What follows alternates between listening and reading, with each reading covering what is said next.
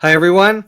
Harry here to talk about the order from the acting Deputy Attorney General to the acting United States Attorney for Manhattan, the Southern District of New York, to dismiss the charges against New York Mayor Eric Adams.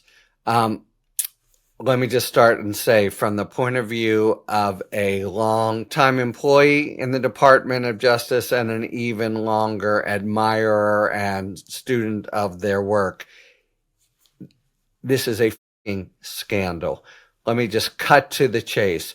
An order comes from the acting Deputy Attorney General that says expressly, dismiss the charges, but not based on the facts, which we haven't reviewed, or the legal theories, not based on the facts and the law.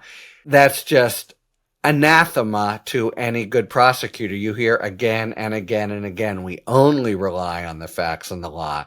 To say outright in a high-profile prosecution like this, you must dismiss without evaluating the facts and the law is really a scandal that just captures to its core the corruption of the new guard.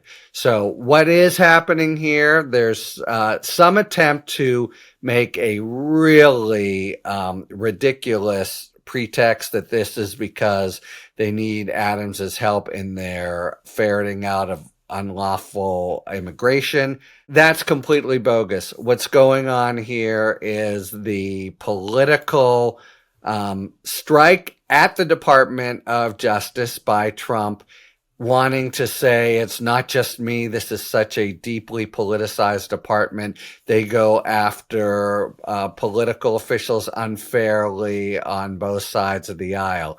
But what is missing, screaming in its absence, is any effort to say what was wrong about the evidence, which, by the way, the department, the U.S. Attorney's Office has now said is augmented. They already have him taking six figures in bribes, and now there's apparently more. And by the way, all these cases, public corruption cases, they have victims, and scuttling them has more victims because it's a total detraction from the deterrence function of the criminal law, especially with public corruption, as is, for example, just yesterday, a new pardon for the Illinois governor, whose name I'll probably butcher, Rod Blagojevich, Blago, as he was more affectionately and easily known, who was pardoned for no particular reason other than Trump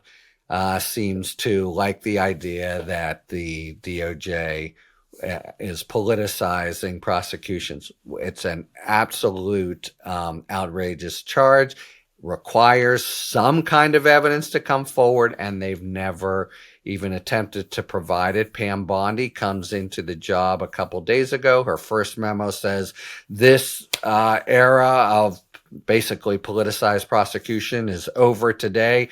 You know, what era? Where's your proof? Where are you coming at these charges that Department of Justice professionals have simply violated their oaths and made political decisions? The answer always must be, well, what are the facts and what's the law? That's the answer, of course, to the Trump charges themselves, which seem to be an article of faith within the new administration that they didn't have merit. And again, there's not even the slightest effort to confront the evidence, confront the law. So the basic notion, I know I'm fairly exercised about just one person's getting off scot-free. In general, the DOJ adage, better that 100 people go free, 100 guilty people go free than one innocent person be convicted. But the way this is happening is really much sort of broader and categorical than that. It is an absolute frontal attack on the cornerstone of prosecutorial practice. That is, you do it based on facts and law. and an order that they stand down is without any kind of consideration of those factors is really anathema. It just goes directly against the professionalism, the DNA of the department. Now, the order from the acting deputy went to an acting U.S. attorney who is now atop the office in the Southern District of New York. I believe she is Republican, but she's a career professional. She's been there since, I think, 2016. She's solid and well regarded. So she's in an interesting position here. She may say yet, and I'm sure she's at least thinking about it, sorry, I have to resign before I can carry out your command, because you're basically telling me to completely go against my prosecutorial oath, my constitutional oath. We don't just get rid of cases, or bring them for that matter, without any consideration of the facts and the law. A couple other points. Adams, as Trump has done, even by the happenstance having nothing to do with the facts and the law of the charges, trumpets his innocence and says, he's been vindicated. Adams as well does all these tub thumping announcements that I knew I would be vindicated, and now we can get back to work and start looking ahead. That has to be, completely stick in the craw of Southern District of New York prosecutors who developed some very strong evidence against him, it would seem, from the indictment and their representations. And this is an office that is very used to developing strong cases against public officials. Here, by the way, a Democrat public official, so putting the lie to the idea that, they go after one party and one party only. This is just not the ethos of the Department of Justice.